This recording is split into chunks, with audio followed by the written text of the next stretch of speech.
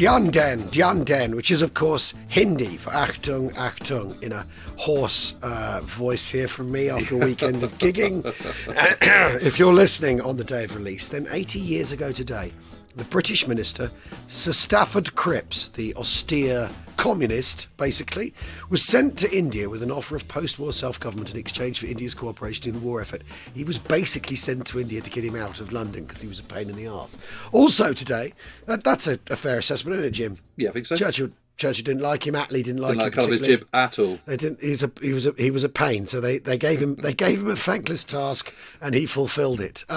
Also today, the BBC broadcast news bulletins for the first time in Morse code for the benefit of resistance fighters on mainland Europe. Producers. Yeah, it's interesting. The producers of We Have Ways of Making You Talk have rejected my attempt to have this broadcast in Morse code. Anyway, welcome. We've got to do a minute of it at some point, haven't we? Yes, for the hardcore We Have Ways listener, a whole episode in Morse. Imagine. Welcome to We Have Ways of Making You Talk with me, Al Murray, and James Holland. That was a busy old day in 1942, Jim, wasn't it? It certainly was, and you've had a busy weekend, haven't you? You've been fundraising, and good for you. Yes, in Cheltenham last night, we did two shows in Cheltenham yesterday, and we put both of them over to the Disaster Emergency Committee appeal for Ukraine, because it just felt like the right thing to do, because good on you. What can a soft-handed celeb like me do but hand over my receipts, basically. Thanks to everyone who has so far, on the subject of which of fundraising, thanks to everyone so far who has committed to our Kit Off 22. For those that don't know, this is a model building competition that we've come to run annually now. The rules are simple. You can't spend more than 30 quid on a kit, and it's £10 to enter. We will also, from We Have Ways, chuck in £10 for every entry, and all the proceeds will go to the relief fund for the people of Ukraine.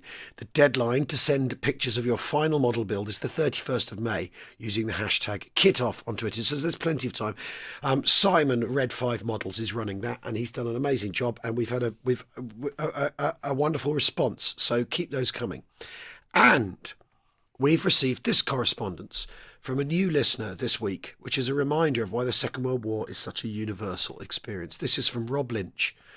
Hi, Al and James. Just discovered and loving the pod. Now binge listening the last 400 odd episodes. Jesus Christ. Fascinating and a great listen. It's reignited my passion to discover my grandparents' role in the Second World War, which covers Norway, Burma, North Africa, and Casino. Wow. Wow, gosh, that's impressive heritage, isn't it? They got around. There you go. That's how global things were. Anyway, Jim, what have you been nosing around in? Because where did you go last week? You went somewhere interesting last week, didn't you? Yeah, I was up in Scotland, and I went on my way up to Scotland, up to St Andrews, where I am a visiting research fellow. Oh, really? Yeah, my little bit of sort of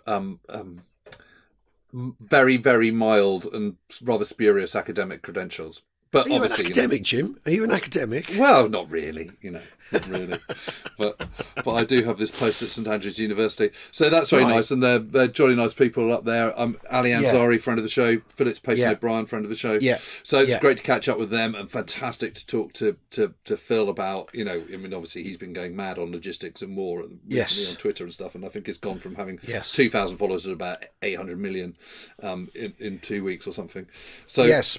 Well, I mean, for those who don't know who Phillips is, we spoke to Phillips, probably a couple of years ago now. My memory of the 2 years of the pandemic is like a great big sort of mashed potato with there's no signposts. No. There's none of the normal It's just a block of time, isn't it? It's a block of time. Just a block of time. But we spoke to Phillips, and Phillips is interested in war as basically the journey of a raw material. The journey of raw material from being a raw material to the battlefront, isn't he? Yeah. He's not particularly interested in. He says the human story, the heroics, the sort of endurance and all that. He says that's good as a human story, but it doesn't explain what happens. And so what he's interested in is war purely as industrial, logistical, and the delivery of that stuff to the battlefield. And whoever's best at that, he thinks it tends to win. And I remember when he first came on the podcast, he said sort of quite controversially, or for some people very controversially, the thing about the Eastern Front, when you look at it, is actually not a great deal of the German industrial effort is being delivered to the Eastern Front. For all the talk of how the Eastern Front is where the war is fought and won, he says when you look at it in those terms, in those sort of economic resource terms, it's not really the way that the war gets played out. You know, that the German resource effort is going into fighter defence more than it is into, say, tanks, isn't it? He says, I think it's tanks is 3%, fighter defence, something like that. I mean, I'm remembering these. Fighter defence is 45 or 43. Exactly, it's 45, which is 45. So he kind of says, which means you've got to have another think about whether the strategic bombing campaign is supposedly a failure if the Germans are spending all that effort on trying to defend themselves from it.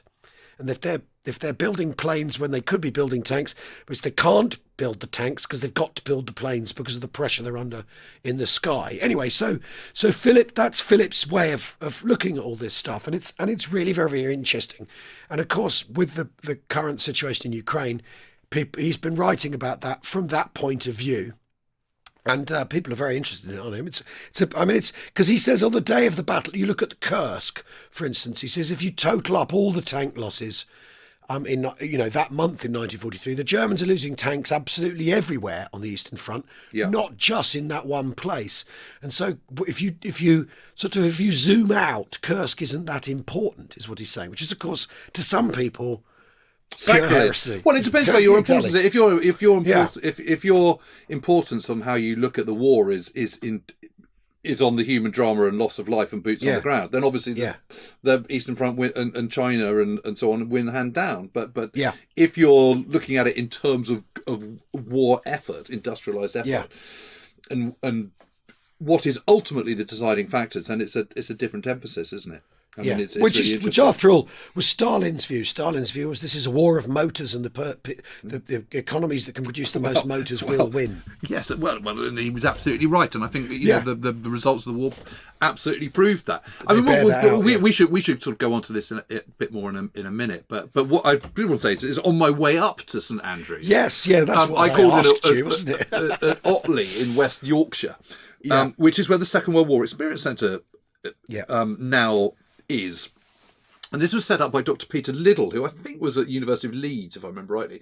He was a sort of great military historian and chronicler and stuff. And he suddenly realised, sort of 25 years ago, that obviously what had happened to the First World War veterans was going to happen inevitably to the Second World War veterans, and it was time to sort of do something about it. So he started talking to veterans and interviewing veterans, and also saying, look, if you're worried about, your families aren't interested, or, and you want to leave some of this stuff, your clobber and papers and diaries and what have you and photographs, then leave it here and we'll look after it. And so he raised a fund and got it up and running. And originally it was in Horsforth in north of Leeds. I remember going there a few times. Then they had as inevitably happens with a lot of these things, they had a bit of a sort of cash shortage, and ended up in Wetherby, and they've now moved to a fantastic place in Otley in West Yorkshire. It's actually surprising. It's a small town, so it's easy to park, it's easy to get to.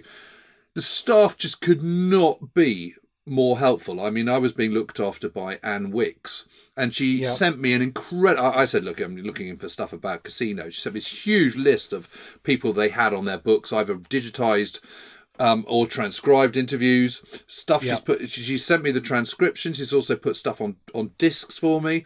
And they've also got a whole load of other stuff, other material, photo albums and stuff. And I was firing over a number of the photos that I was coming across to you, plus diaries and all sorts of stuff. And it was incredible. Stuff. It was incredible. And it was so user-friendly. And you literally just rang up and said, I'd like to come on this particular day. This is what I want to look at. Bent over backwards. I had the most profitable day I've had in a long time. And occasionally you get that holy trinity for me, which is the person who's done the recorded interview, who's kept a diary, has got photographs, and has also done a little sort of unpublished memoir as well. That's what you want. And I had a couple of those, including a very interesting war correspondent and and some other people who've been there. Some of the diaries were just absolutely fantastic. So that was really good. And then on the way back from St Andrews, I called in to see Karina Birrell, friend of the show. Yes, of course, her grandfather Harry Birrell. And it looks like we may well be publishing her diaries under the kind of, the umbrella of Voices of the Second World War that we're doing, that series we're doing. And I've got the whole lot and photographed them all, and it was lovely to see her, and she's about to get married, so she was just about to head off on a hen party that weekend. Oh, lovely. And the first thing I saw Jamie, her husband-to-be, and he said, "Are you going to do another Jack Tanner anytime soon?" And I went, instant friendship for life.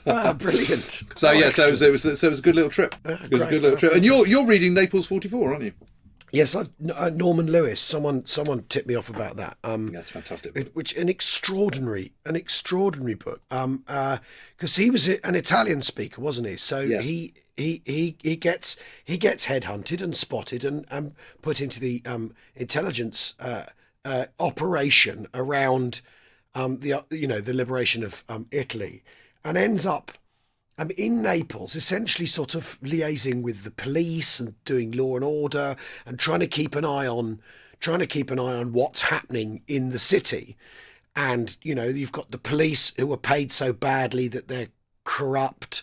But what else are they going to do? And they, as long as the police have this whole thing, as long as they crack down on petty theft, everyone's happy with them. They've got to stay out of the big crime, though.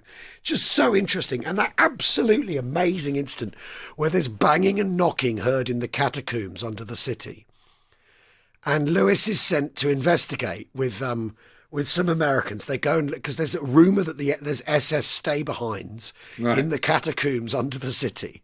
So they go into the catacombs, and the monks are livid. The monks who look after the catacombs are livid. One of them stands across the door and they have to drag him away from the doorway. And they go in with their torches and realise it's an ossuary. It's full of bones. And they can't find anyone or anything. So they come back out again with the monks all shouting at them and all this sort of stuff, roaring at them if they touch the bones and all this sort of thing. They come out. And then the knocking's heard again. And then it stops. And the mystery is it's an amazing little story. It's never solved. The mystery is never solved. They never know what it was, who it was or anything. And then this absolutely extraordinary story where there's an Italian-German boy called Saro who's been captured. And while he's being interrogated, says, when you turn the electricity back on in Naples, you're gonna set off. The whole city's been booby trapped, and the whole city's going to be blown. When you turn the electricity back on, whole city will be destroyed. So they evacuate the entire city. So this is what Lewis says. They evacuate the entire city, and then with great sort of tension, turn the electricity back on. Nothing happens. 2 hours later, they say, "All right, everyone, you can go back to the city," and he interrogates this boy, and it's the most amazing story. And he's 17, and he wants to be executed. He wants to be martyred for the Führer, and basically, Lewis writes that he's mentally ill. He's mad, so you can't execute him. And just these snapshots into the chaos of the power vacuum that comes after the Germans leave, and the stories of the trials, this old boy at the trial who's saying to the judge, the Germans, the Germans are just the same as you Americans. It doesn't make any difference to me who's occupying the city. I'm not fussed. And the judge going, "How dare you say that?" And then this old guy showing his knob to the judge and being thrown out of court because the judge can't be bothered with it. Just the most amazing portrayal of life, in the chaos of the liberation. I recommend it to everyone because it's a diary as well. It's absolutely fantastic. He then gets posted to Benevento, which has been bombed the previous March, and it's utterly destroyed. So think. I suppose think Mariupol, think Aleppo, any of these sort of on the telly, it's completely crushed, and it's just like all normal life has gone. All the kind of boundaries, all the kind of social mores, they've all just disappeared, and he's constantly battling, kind of sort of corruption, the mafia, all this kind of stuff. But I first read this in 2004. just after Iraq had been invaded, and then we don't do reconstruction. The whole thing had sort of gone to pot. We don't do nation building. And in September the 23rd, 1944, he finally gets posted away from Benevento. And he writes, "In any case, setting aside all questions of my personal shortcomings, I have arrived at a time when, in their hearts, these people must be thoroughly sick and tired of us. A year ago, we liberated them from the fascist monster, and they still sit doing their best to smile politely at us, as hungry as ever, more disease-ridden than ever before, in the ruins of their beautiful city, where law and order have ceased to exist. And what is the prize that is to be eventually won? The rebirth of democracy, the glorious prospect of being able one day to choose their rulers from a list of powerful men, most of whose corruptions are generally known and accepted with weary resignation. The days of Benito Mussolini must seem like a lost paradise compared to this." You talk about kind of, patterns of human behaviour repeating themselves. And I remember reading that in 2004 and just thinking, wow, do we never learn, It's just, because the comparisons with Baghdad and, and all Fallujah and all the rest of it were just so striking. It's amazing. It's an amazing book. He's an amazing writer. He actually then wrote a really good book about the mafia. His writing. He ended up sort of travelling. He's a travel writer, wasn't he? So. His writing's really evocative. I mean, there's when he's at Salerno, there's he describes a German counterattack, and that the German tanks are then shelled by the fleet. And he describes that as each shell comes in from the naval guns, they all feel a breeze on them. Because the guns are so powerful, the shells are so powerful, and he says, shortly after crossing the Sealy Bridge, I saw a number of the German tanks which had almost reached us on the night of the 14th, and had been put out of action by the naval shelling. Several of these lay near or in tremendous craters. In one case, the trapped crew had been broiled in such a way that a puddle of fat had spread under the tank, and this was quilted with brilliant flies of all descriptions and colours. Right. I mean, it doesn't get more vivid than that, does it? Vivid and unstinting. It's such a good book. And it's a nice little slim tone, and it got republished some years ago by Elland, which is this. That's right. It's a travel publishing company. They mainly do travel books, but because he's a travel writer, and this is part of their staple. Yeah, it's a terrific book. Yeah, I mean, I was he will be featured in Casino 44. I was reading The Style, which we were talking about last week, and which is a great big book and an academic book by an academic, for an academic readership. So to switch to the Norman Lewis has been a good change in because the writing's so vivid. I mean, The Style is so interesting. And obviously we talked about it at length last week, but I just because I finished it it's just his thesis is the Germans lose the war by embarking on Operation Barbarossa.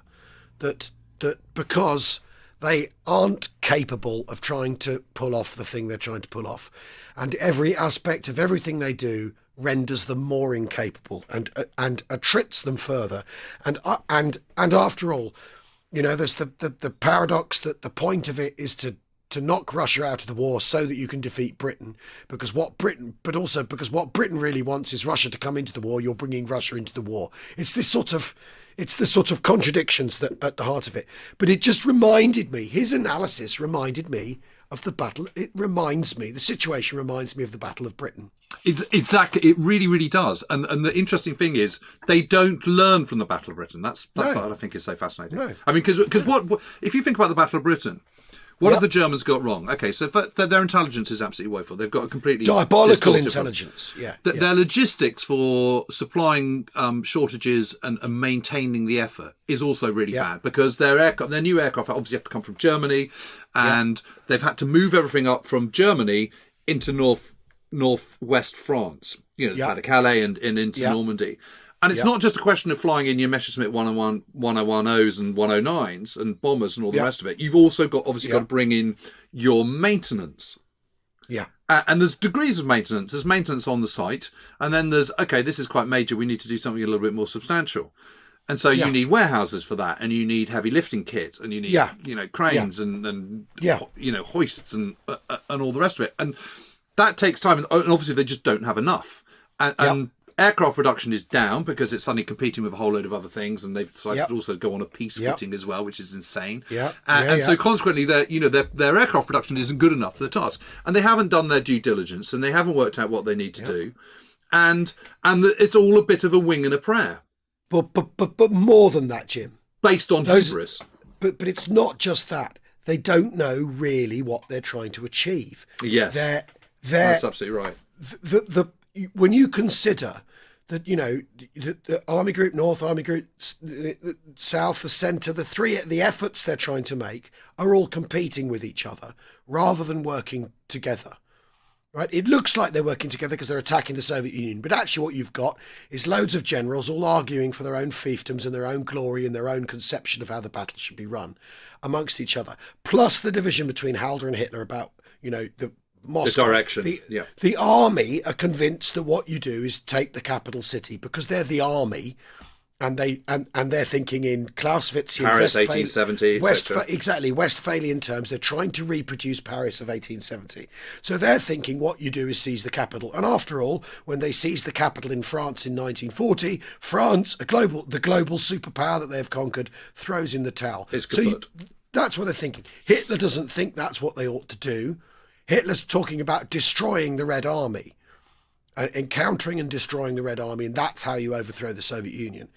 So there's a divided aim, there's a confused aim, and that's the same as the Luftwaffe. What's the Luftwaffe actually trying to do in 1940 in the Battle of Britain? Well, they're trying to knock out the RAF, aren't they? But they don't. Well, there you go. So they're trying to knock out the Red Army. They're trying to knock out the RAF, but they don't even know what the RAF is. They don't know about. No, they don't. They don't know about the different commands. They don't know about fighter command.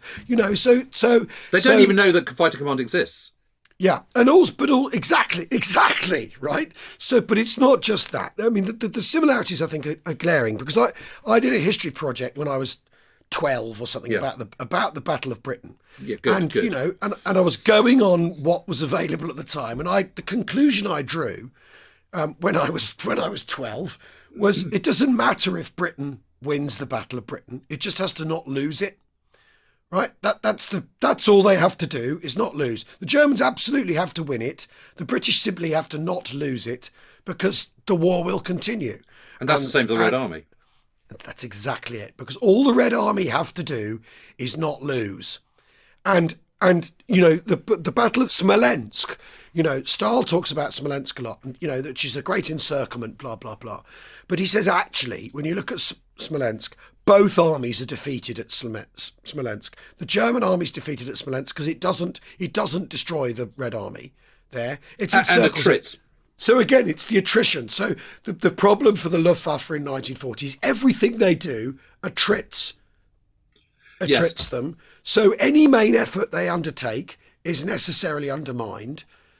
And they haven't decided what the main effort is because they don't know anything about the RAF, and it's the same. And I think it's so interesting because as you say, they don't learn the lesson of that. Of the Battle of Britain, but that's because after all, the reason they present Barbarossa as a victory and the Battle of Britain they know is a defeat really, is because at the end of Barbarossa you end up where you are. It's a land battle. It's not an air battle. So you can look at the map and go, we've advanced hundreds of miles. We're this far in. We must be winning.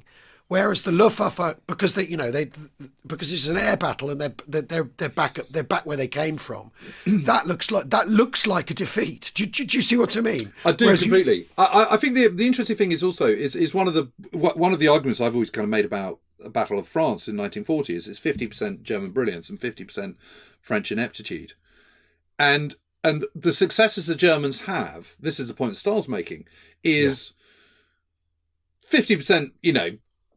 Gung-ho-ness and competence at the spearhead within those four panzer groups. Yeah. And unbelievable incompetence on the part of the Red Army to begin with. Yeah. Yeah. But the minute the Red Army starts to resist, they're in real trouble. And again, but again, I'm reminded, when there are stories from France, aren't there, of when the French pushed back and when there were actual French the French Germans get don't like it together. Germans don't like it. They run off. They don't like it. They don't like it up. They don't like it up them. Right. And this really, really interesting bit in the style book where he talks about the first time they run into KV-1s and T-34s. And the Germans are basically going, the Germans are going, fuck, what are these things? Right? Yeah. We have no answer to this. No. And as we pointed out, there's still that, and he sort of dissects very brilliantly. They're still using an awful lot of kind of T-35s and 38s and Panzer 1s and Panzer 2s. Well, yes, they have more Stugs and Panzer 3s and Panzer 4s, but nothing like the KV-1 and nothing like enough. But Jim, what are German tanks in that first phase of the war? They're infantry tanks. They're infantry support tanks. Yes. Their job is to bust open, overwhelm infantry to get your infantry through. So they're performing their First World War role essentially. Yeah. Do you see what I mean? I do. And then suddenly the Russians come in and go, no, actually, what tanks are for is destroying other tanks. And the Germans are like, oh God, we hadn't thought of that. Yes. And I think it's so interesting. Yeah. That, they're relying on anti-tank guns to destroy other tanks, which they do still. And to be fair, in 1941 they do have a lot of incredibly good anti-tank guns. Yeah, but the Germans, the Germans suddenly find that there's another way of doing this, that the Russians innovate, and when there's all this talk of German panzer innovation and Guderian, and Guderian's behaviour in this campaign is terrible, disobeying orders, arguing with his superiors, simply refusing to do as he's told, not paying attention to his logistic thing, pressing on for glory all the time. That is absolutely a byproduct of France, isn't it? Yeah. Where he has disobeyed, it's Klocken, not what's it? Klotzen nicht kleben. Yeah. Klocken, that's it. Nick Kleben. Klotzen nicht kleben. Yeah, exactly. It's all that, but it's it's von Kleist wants him to cross the Meuse further northwestwards from where he does. He doesn't want him to go at Sedan. But, Guderian has been at Sedan at the Kriegsschule that was there in 1917 and knows it really, really well. Yeah. And so he wants to go there. So he just ignores von Kleist and does that. Yeah. And then when they get off, they then have to wheel westwards. They have to cross the Ardennes Canal. And again, he's ordered specifically by von Kleist to hold fire until everyone's caught up. Don't do it. And he goes, then he goes Klocken. Not Klotzen nicht kleben. Klotzen nicht kleben. And off he goes again. And he's, as you rightly point out, he's constantly disobeying orders, and it pays off because he's the man on the spot. He's the guy who's kind of really founded these kind of mobile armored tactics, it's all arms stuff, and we just cannot stress enough that when you're talking about panzer divisions, you're talking about a unit which is all arms, completely motorized and mechanized, and that's what distinguishes it from other divisions and other units and formations, and it pays off because they do get to the Channel Coast in 10 days, and it is this great victory.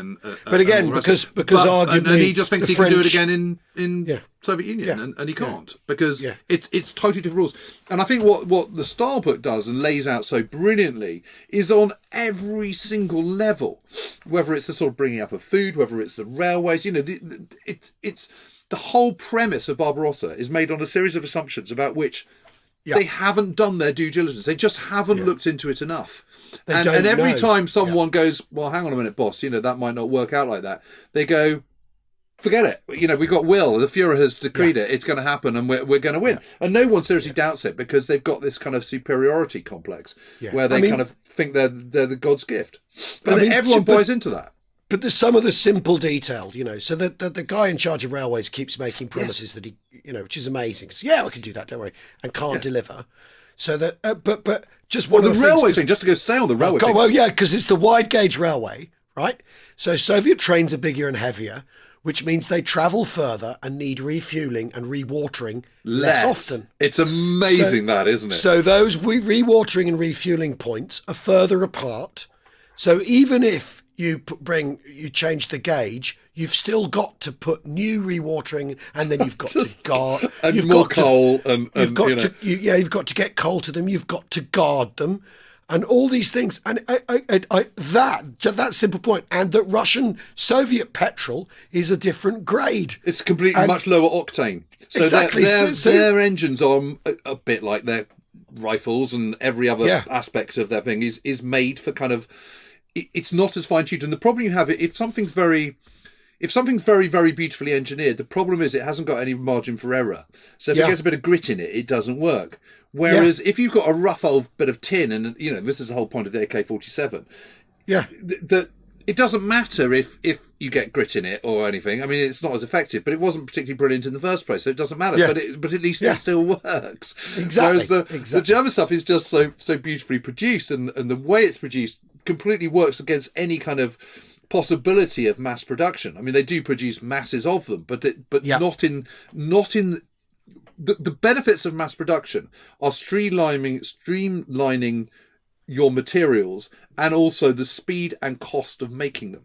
Yep. So you can still produce masses, but it's going to cost you more, and it's going to take more man hours and all the rest of it, which is why an MG34 takes 150 man hours and a Bren gun takes 45. And we're back to Phillips Pace, no Brian. We're back to Phillips Pace, no Brian. But that thing about the railway is just absolutely amazing. But of course, the Germans, that's not a problem, because they're going to capture lots of Russian ones. Yeah.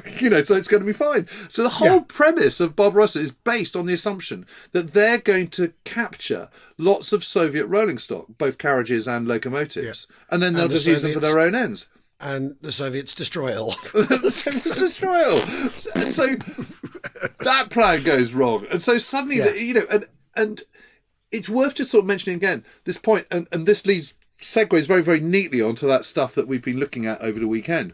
Yeah. Which is that it's really important to understand that when you're talking about kind of 3.4 million men, you're not talking about 3.4 million frontline troops who are brilliantly trained and in the first flush of youth. It's, because an army is a big old beast and involves lots of different types of people in uniform. They're not all frontline, absolutely tip-top fighting troops. That you're talking about sort of, 25% of your force falls into that category. Yeah. And of course, necessarily, they're doing the hard yards of fighting, which means they're also the ones that are getting the most attrited. Yeah. And they're also the ones that are hardest to replace, because training people properly, as opposed to just training them, it's time-consuming and expensive. And so what you see by the end of the Battle of Smolensk is that the wheels are coming off both literally and metaphorically before, as you pointed out last week, before the rains come, before the snow comes. Yeah.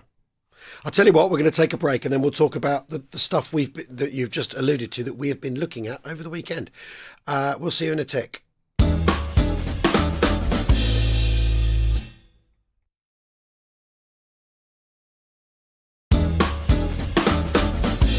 Welcome back to We Have Ways of Making You Talk with me, Al Murray, and James Holland. So, James, you sent me these documents over the weekend. So I picked these up. Incredible. I picked these up a while ago when I was in the US archives at NARA.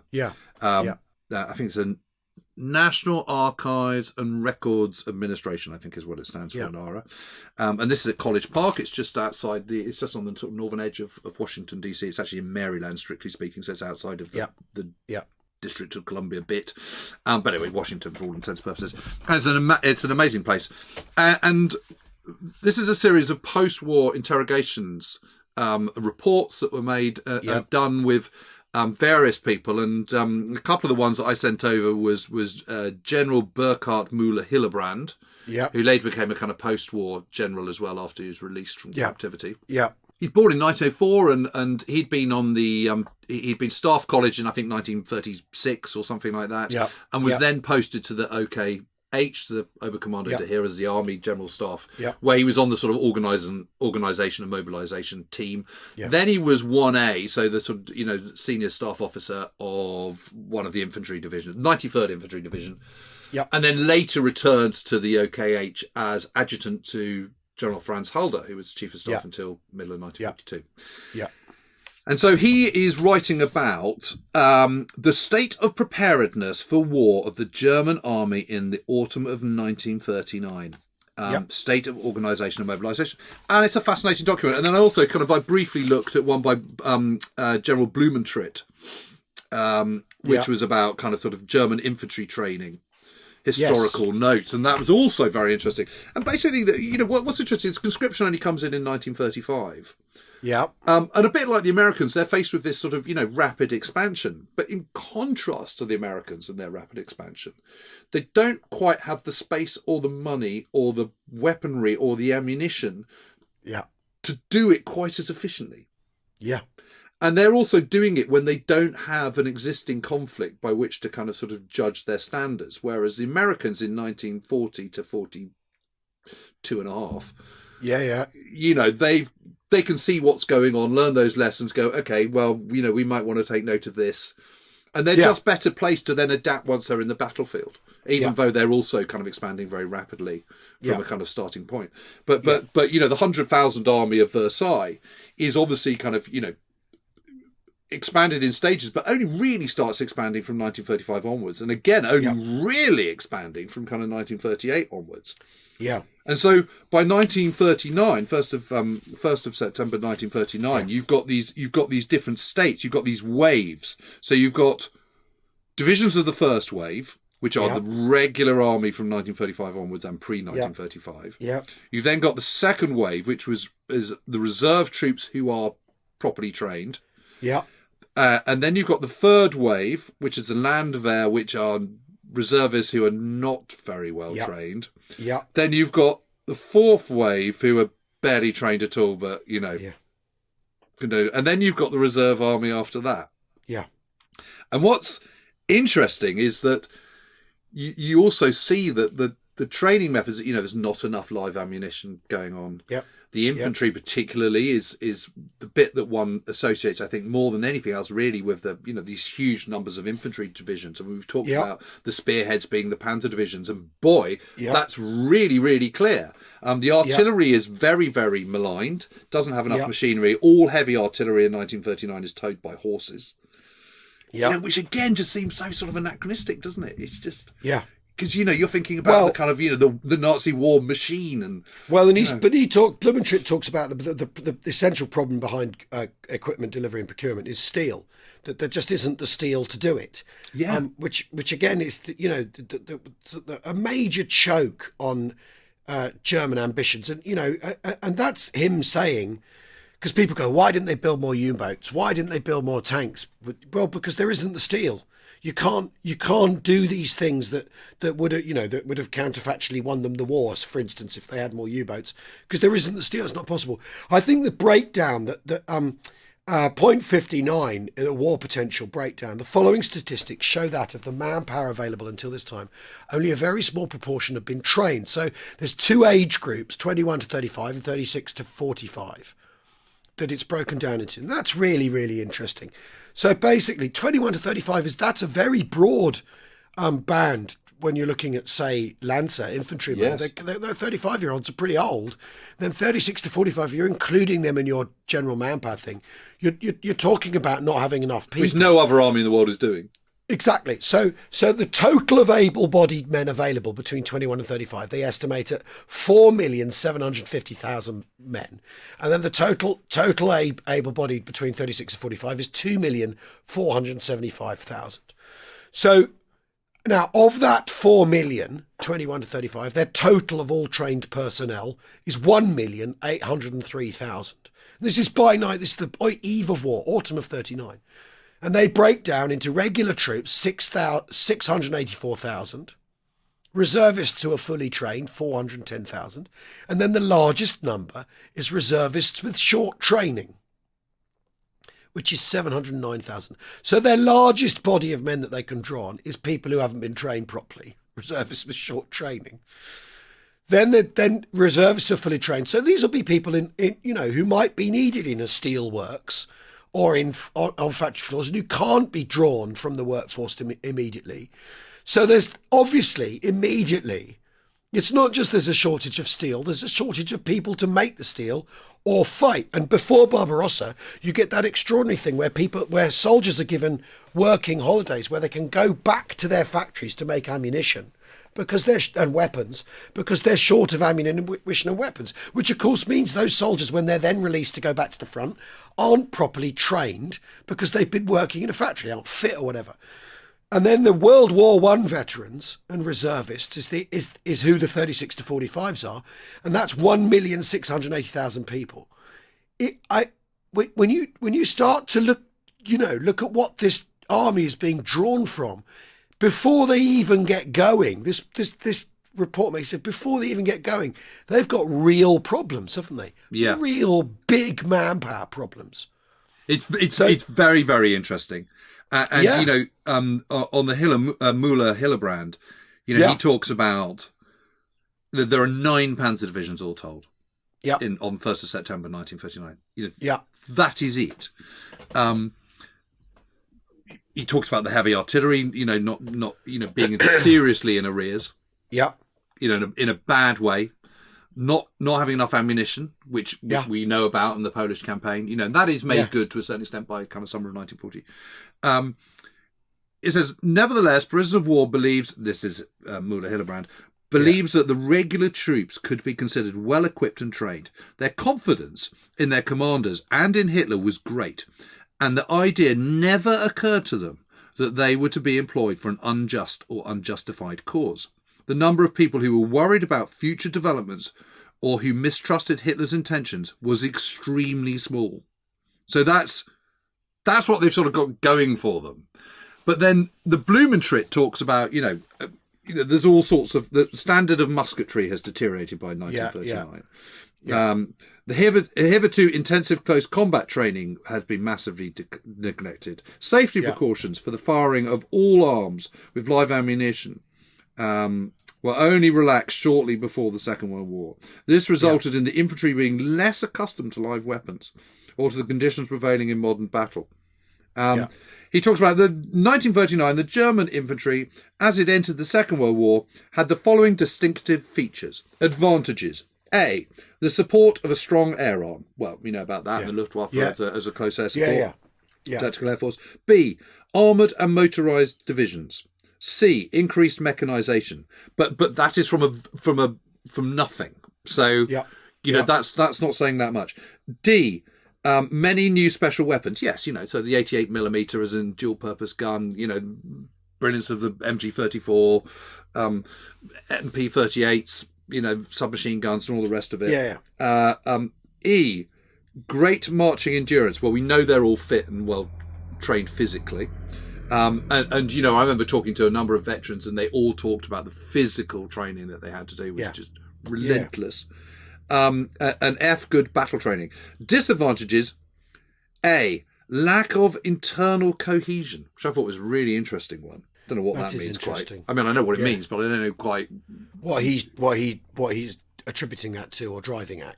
But does he mean that sort of Guderian and co, all at loggerheads of each other? Lack of sort of coordination with other units. I don't know. B, lack of well trained officers and NCOs, which really surprised me because I thought the officer training was supposed to be really, really good, but there's not enough of them.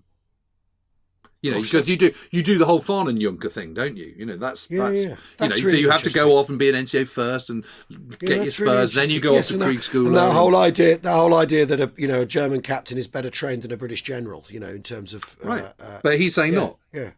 Right. And he was the guy who's involved in putting this all together. Know.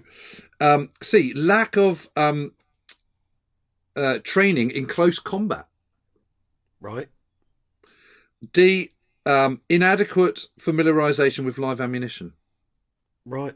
It's quite interesting, isn't it? There's a sort of slightly mixed message. And, one of the problems he raises, and he's just talking about infantry, to be fair, is that, infantry is always competing with the other arms. It's always the bottom of the bottom. That get pulled into the infantry, because anyone who's sort of, posh and middle class and got half a brain goes into the Luftwaffe and becomes a fighter pilot or commands a ship or goes into the Panzer arm.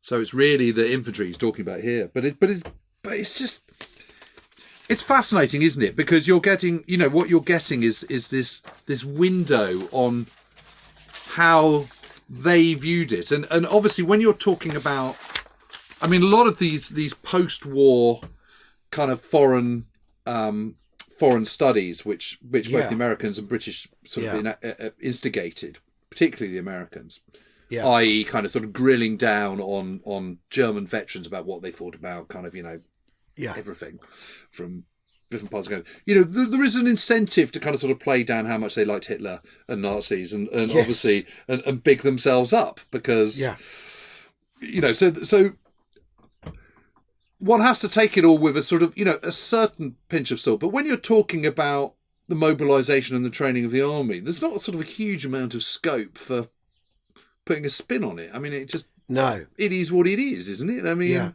we mobilised this then, and this is what we did, and this is what we put into place, and so you're getting, I think, a pretty kind of accurate picture. And then when you're reading that on the back of reading the David Stahl, it all seems even more convincing, I think. Well, after all, this isn't Little Hart interviewing a load of generals who are all it's not. It's absolutely not. Who are all saying to him, "Oh, I used your ideas, Basil, and weren't you clever?" Yes. And by the way, if you want to see me kind of reduce my jail sentence, that'd be great.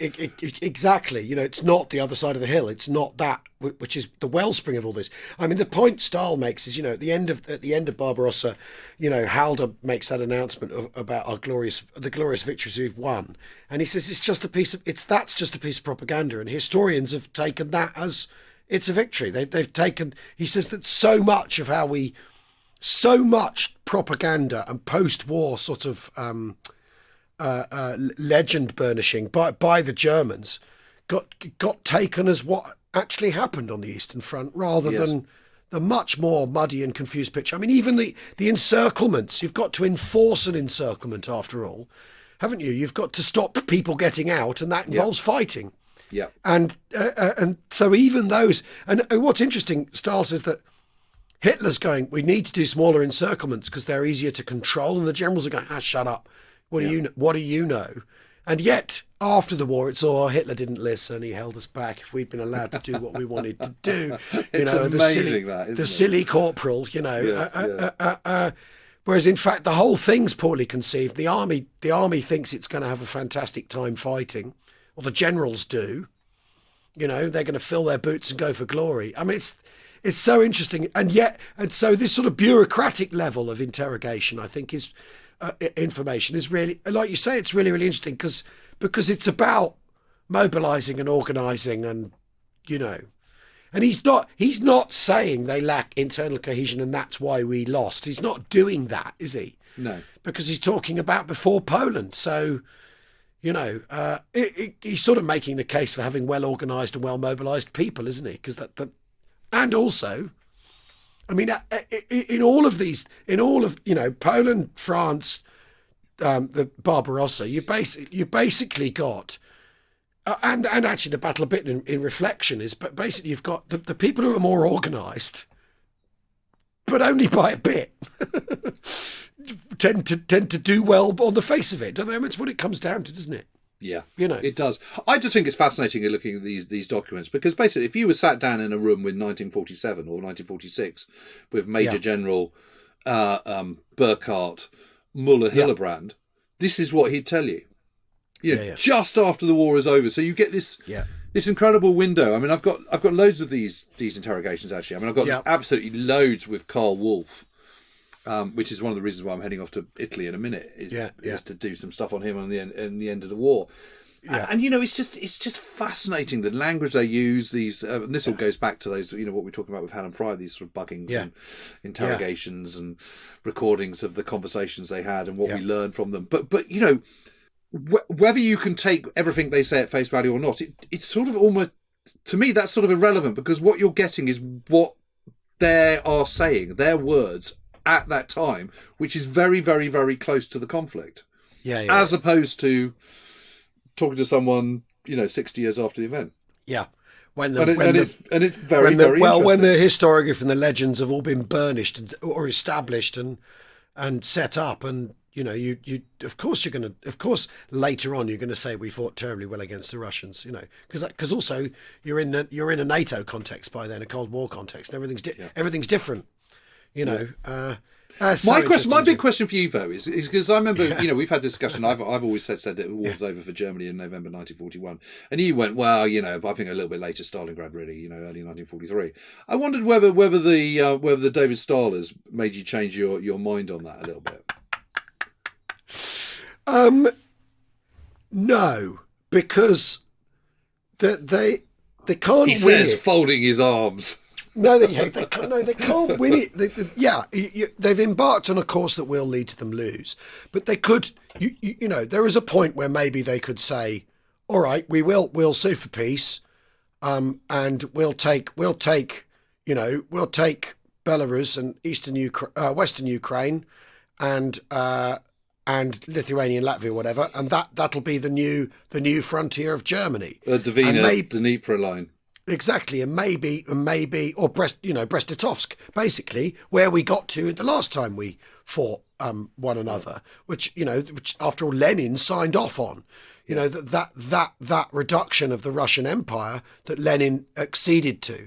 So maybe that was, maybe actually they haven't lost. That it's that they can't read where they are, and we know why the Germans can't read or understand where they've got themselves to, because they didn't know where they were starting from, so they're never going to know where they've ended up. Is the truth, isn't it? So no, I think, and also all the other theatres haven't swung into sort of decisive action, and I think it is by the time. But I think when Sicily falls, and Kursk has failed, and Hamburg is destroyed, and the Battle of Lentigo is over. That's when if you're because after all, this war, the whole point of the Second World War is escape the bounds of Clausewitzian rules of war. It's a long time ago. The first section of it, the fall of France, that fits your 1870 pattern, doesn't it? There's your Clausewitzian decisive battle stuff, because everyone's playing by the rules at that point, and then the Germans throw the rules out the window. But I think by 43, by the time you've had those climactic battles that tell you they're the things that tell you you've lost, and that's when they double down. That's my feeling. But no, fair enough. In answer to your question, no. Well, it's been good looking at those docs, I have to say. Yeah, really, really interesting, fascinating. Anyway, what have we got on Thursday? We've got a double header, because we've got the amazing Des Curtis. He's a navigator on the Mosquito, and he was absolutely amazing. I mean, that's right. Properly good. And that's running on to Friday, isn't it? Yeah, because his storytelling was so good. I didn't want him to stop, so we did two sessions. Yeah, so Mosquito fans, it's really terrific.